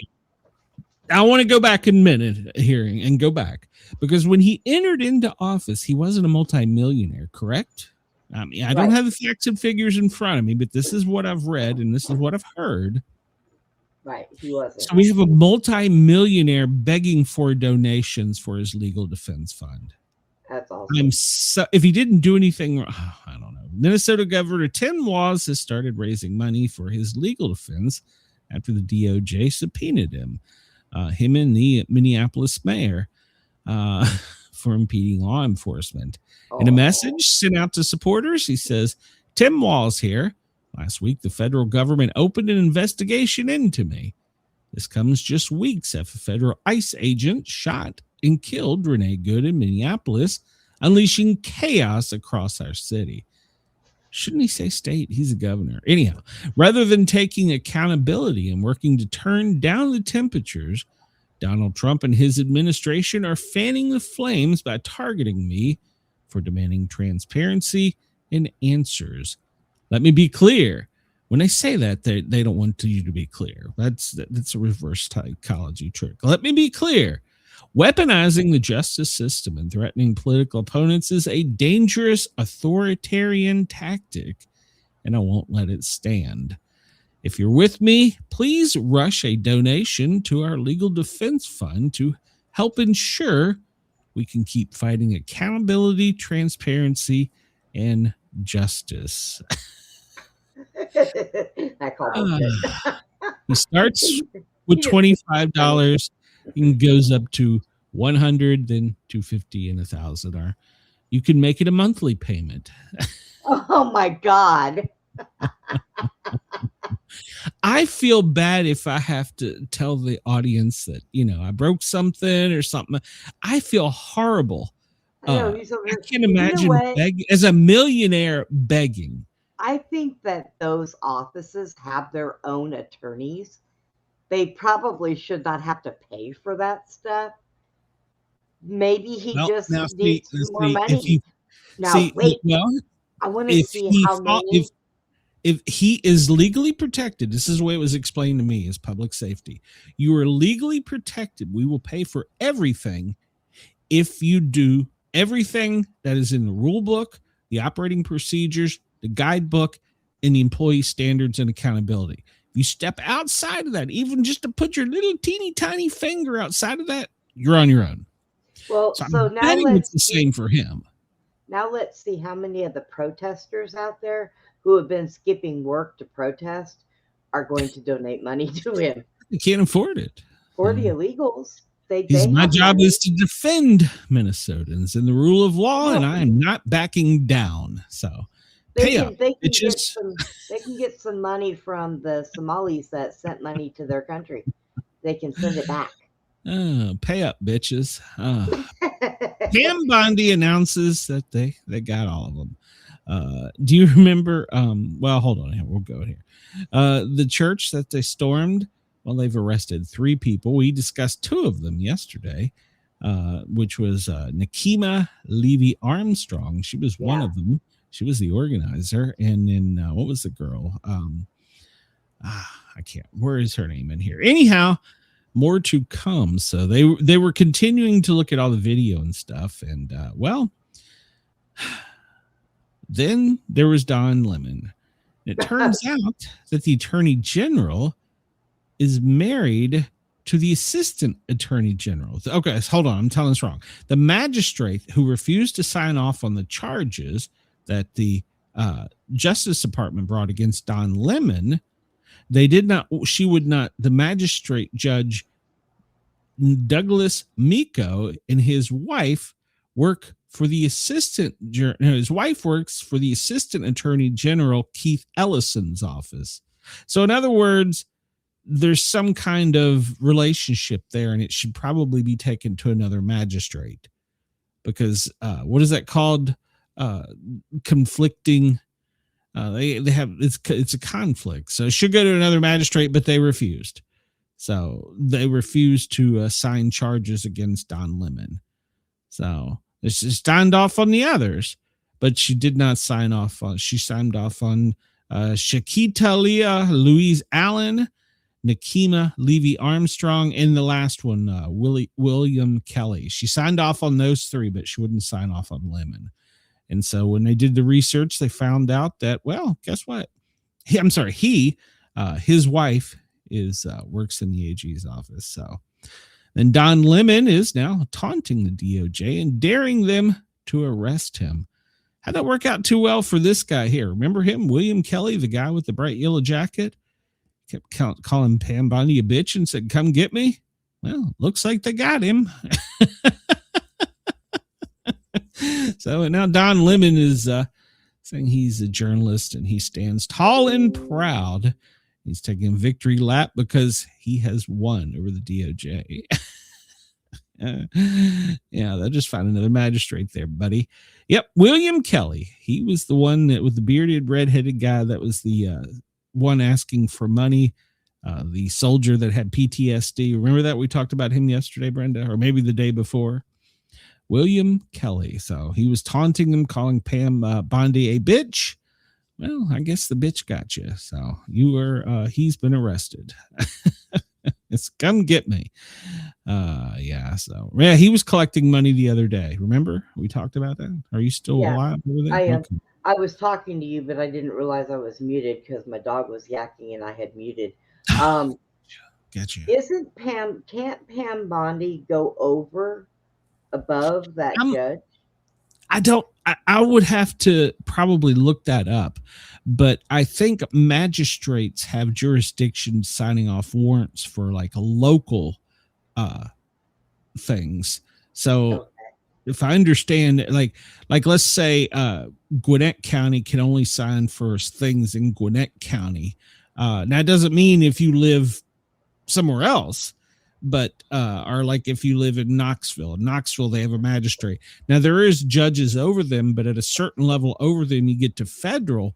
And I think the problem is if they go that high up and charge him federally, they'd have to prove the same burden for the other three. So right. I think that's what that is. I'm not 100%. My pre-law was a lifetime ago, but I think that's the way it works. I would have to look it up. I don't know, but I think that's the way it works. So we talked about this yesterday, the bruise on his President Trump's left hand. Well, that is really got the media fired up and they're going on. And he said that he clipped it on a table and it's because he takes big aspirin. Good Lord. But apparently the doctors told him not to take it. And he's like, no, I've read that it's good for you, so I'm going to take it. It's like I don't know. A blood thinner. I know what it is. Yeah, I know what it is. But he said his doctor told him not to take it, and he says he's going to take it. So I don't know. He claims it's the aspirin's fault that he clipped his hand on the table. We discussed this yesterday. I don't believe so much so. So he's got he plays golf, he runs around, and he doesn't get much I'm not saying he's not healthy. No. It's not what I'm saying. No, I mean, people get bruises. I get them all the time. Yeah, no, I'm not saying that. But I think because they're consistent that those are from intravenous IVs where he's getting vitamin C and nutritional IVs. A lot of people with money do that. And I know that politicians do that. So to me, that is what that looked like. So, and Chris says he does many great things, Brenda. Stop quoting. All right, Brenda, me and you are going to probably argue here. This comes to us from Maine. A York County corrections officer was arrested by ICE agents. The York County correction officer, Mario Enrico Bernardo, was taken into ICE custody. Now, it took me a while to find a very, very open article about this because every one of them jumps off the deep end that Trump is arresting anybody with brown skin. This guy is from Angolio. I'd have to even Google to see where the hell that is. Is he illegal? No, he is not. He came to the country in 2023. His first job, he was a teacher in Angola. His first job in the United States was as a correction officer for the York County Sheriff. He completed all of his I-9 process, and he even went to Texas for the hearing, and it was approved. And then he passed all the background checks to become a corrections officer for the York County Sheriff. Okay. And he's currently in the police academy. So, well, why did they arrest him? They arrested him, saying ICE is now saying that he's here illegally. So he's been detained. So I'm on the fence with this one. But what pisses me off about this one is they stopped him in a targeted stop. In other words, just like I said, they lit him up and they stopped him. They detained him and took him into custody. All right, now let's go back a bit here. He's in Maine. They did this yesterday. They left his car running and rolled down all of the windows on the side of the road. That to me is bullshit. Yeah. All right. The officers were sent out there to do a job. They targeted this guy. They found him. They arrested him. So the officers are doing their job. I can't fault them for that because they're not the ones that made the decision to go get him. That's higher up. But this bullshit of leaving the vehicle. And if you remember, I questioned you about this the other day. I was like, what do they do with the people after they get them out? Because remember we had that one that they blocked. She was blocking the road and they just drove it over the side of the road. They drove it and parked it. Yeah. But apparently this has been a thing with ICE agents because they're trying to be pricks. They're leaving vehicles running. They're rolling all the windows down. This was Maine and it was snowing. He has family here. He was a teacher. He came here legally. He didn't cross any illegal borders. He had his paperwork. He went to his hearing. His I-9 was approved. He went through the vetting process for law enforcement. Now, I'm not saying something could have slipped through. Don't get me wrong. But this one I'm calling is bullshit. Yeah. I agree with you. The officers had a job to do. They were sent out. They did it. They're very good at it. But they also have a duty as a professional to secure that. I've went into homes where people are passed out and sick from a medical emergency and had meatloaf in the stove. And I've went in, turned the stove off, pulled the meatloaf out, put it on the table. Sometimes I've even covered food. I think that's part of our job as public safety is to take care of the public. Granted, this guy may be here illegally. I can't question it because I don't know all the facts on that. That's up to a magistrate. Somebody obviously signed off on the warrant, but the officers, they had a duty to act there. So I'm calling that one out as bullshit. But apparently this isn't the first one. Apparently this is their calling card. So now who reported that? What was this was reported by the Maine Wire. This is the most biased one or non-biased article I could find because all the others went far one way or far the other. This one, the reporter Seamus Othot, I have no idea who that is. Definitely, if you go look it up on the Maine Wire, they went and did a background check. They went and did a Freedom of Information Act. They did actual journalism on this article. So kudos to them. And they got screenshots here from everything from the Freedom of Information Act for pulling the records on him as a deputy. So yeah, they really did a good job on this. I can't say because I'm not a judge and couldn't see what they said, but the officers did their job. They went out and they detained him. Apparently it wasn't a big, fight or anything. He's like, oh yeah, that's me. And he went with them. So, but they had a duty to do that. They call a wife, call a neighbor, call somebody, or even just put it in a goddamn gas station parking lot, lock it up and take the keys with him. They had a duty. That's part of your duty. See, now that'll get me pissed. So yeah. But apparently, like I said, this is like their calling card. Chris and they said do he that would, to be he would pricks. probably even eat some of the meatloaf so he could tell the person that made it they did a wonderful job.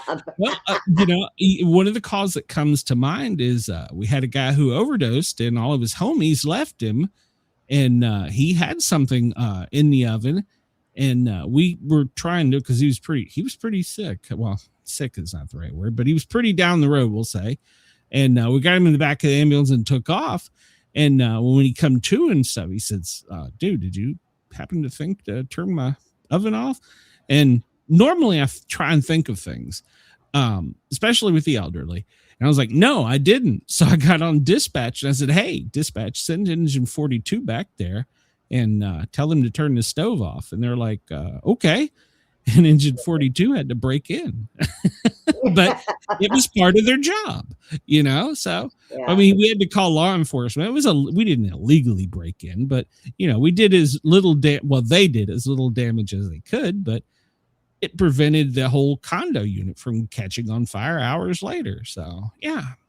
So now see, here again, we have this where they capture, this is Seattle. We're jumping to the entire other side of the country. And we see that they've captured sex offenders, predators, amid a surge in Seattle. We talked about the officer in Portland that was shot during some of the Antifa stuff where they're out in Portland. Yeah. So they are arresting the worst of the worst. But you can't tell me somebody that's here legally from Angola, from all damn places, was a teacher and is a sheriff's deputy, is one of the worst. You can't sell me that. You can't sell me that cookie. I don't buy it. So, but then to make things worse, you do that. That's bullshit. So I'll call them out there. An Arizona Democrat Attorney General says, she suggests, I want to make sure I get this right. She suggests that residents can shoot ICE agents under the stand your ground law because they're hooded or masked criminals. So, wow. Yeah. That's interesting.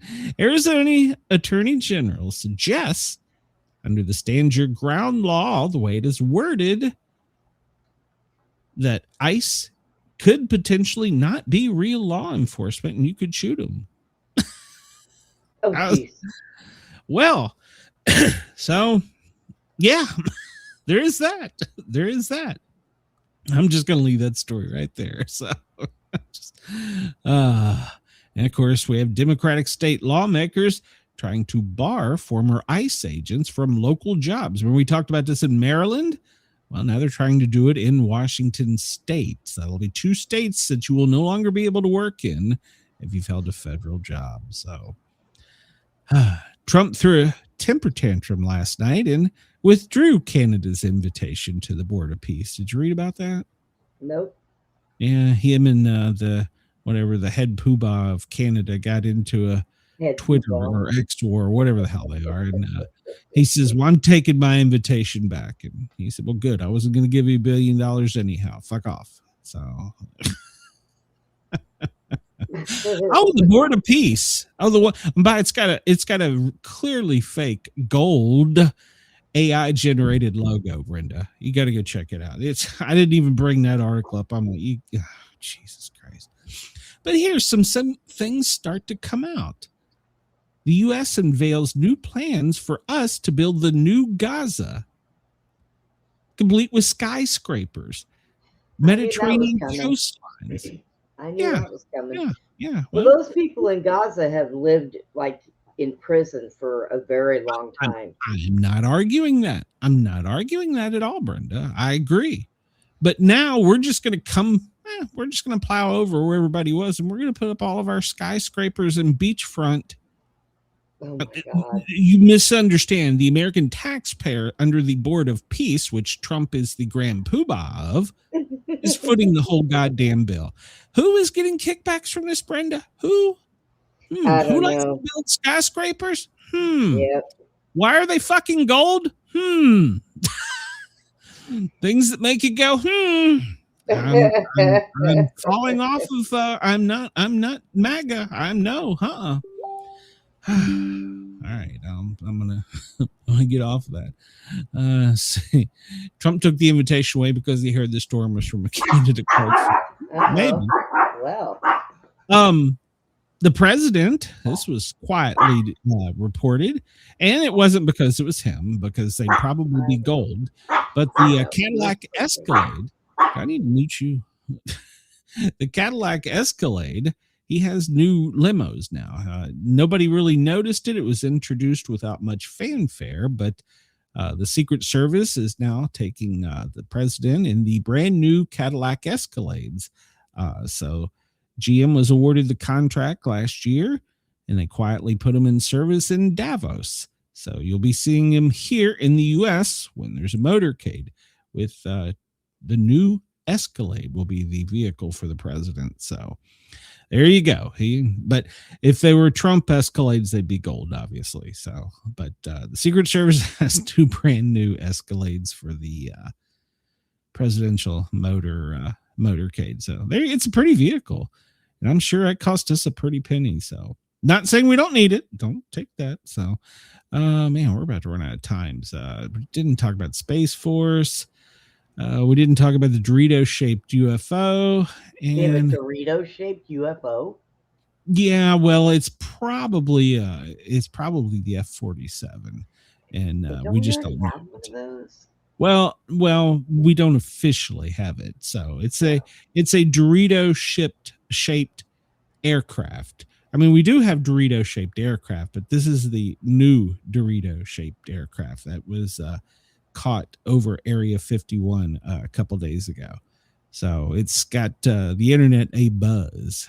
So, but we don't know if it's a new one or an old one, or there's military's like, oh, we got nothing. I don't know what you're talking about. So, House rejects Democrat-backed Venezuela war power revolutions. Vamp applauds Trump's efforts to end tyranny. You mean like when he's building a goddamn Meridian town? Yeah. Yeah. He addressed the March for Life, which is going on in D.C. this weekend. The Army secretary tapped again as Russian-Ukraine agitator. Okay, I didn't read that. British Prime Minister urges Trump to apologize. This is what kind of started this. British Prime Minister Keir Starmer has urged Trump to apologize for his false assertions that troops from NATO countries other than Americans stayed away from the front lines during the war in Afghanistan. Trump said that he wasn't sure NATO would be there to support the United States if and when we requested, provoking outrage and distressing many in the UK. Trump's remarks were insulting and frankly appalling. More than 150,000 British troops served in Afghanistan in the years after the U.S.-led 2001 invasion, the largest contingent after America won. After, I guess, not one like WNE or one like the number. In other words, we were number 1, they were number 2. And more than 450 of them died in the line of service. Yeah, Trump should apologize for that. So, Chris says, we have Cheeto-shaped submarines with waste removal issues. Now when I have a Cheeto, that's what I'm going to think about. Thanks, Chris. Oh, great. Yeah. Prince Harry is even on there because remember, he was a rescue pilot in helicopters during the Afghan war. So yeah, even the royalty has jumped on Trump saying you better apologize. That's bullshit. I agree. So yeah, that they were clearly there. They were there. The Australians were all of NATO was there after Bush stomped his feet and went into the Iraq war because they killed my daddy. They were there for that too. So calm down, Glenn. So, but there you go. There you go. FEMA was at work today, the daily operations briefing. They're worried about central to eastern United States no longer being there in 72 hours. Here, once again, is the nice purple and red and yellow where 1/2 to 1 inch of ice could take down the grid over the weekend. And then also the snow forecast, which kind of looks like well, never mind, but it goes from Maine all the way back down to Texas. So the sleet, the same way. So it goes from the Chesapeake Bay, Virginia region back into Texas. Temperatures over the weekend are expected in some parts of the country to be in single digits. So FEMA is monitoring it, and they've got things stationed everywhere. It's 1,600 hours. We've been on for 2 hours now, so we've dropped off with WZQR. The only thing I wanted to add before we got out of here is that I have heard that after 5 o'clock, the news drop may be that we bomb Iran because Trump wanted the market closed when he started the bombing. So that would occur after 5 o'clock on Friday, which is usually the 5 o'clock news drop. So there you go. Brenda, thoughts on that before we get out of here? Not really. I agree. I don't think we should be bombing. We got to get out of here because I got somebody coming to my house. Yeah, I don't think we should be bombing Iran, but there you go. I don't know what the hell to do with them. Jesus. Well, as long as we don't invade them. So maybe, hell, I don't know. Just, well, supposedly after 5 when the market drops because, well, you know, President Trump's into all that financial shit. Everybody, boys and girls, children of all ages, we will be back on Monday, pending that, well, we don't get wiped out. Brenda and I may not be here for a couple of days. So just go over to Facebook and find us under the Sportcat Daily Gazette. Sportcat's Daily Gazette news group. Join the group and try and post everything there. Or you can go over and find it on Facebook. I'll post on social media on Sportcat's podcast, so you can check it out there. So as Chris said, everybody have a great weekend, and as I always sign off with the radio, as I always say, in case I don't see you, good afternoon, good evening, and good night. That's right. In case I don't see you, good afternoon, good evening, and good night. Go ahead. Denise also said for everybody to stay safe, and she loves us all. We love you too, Denise.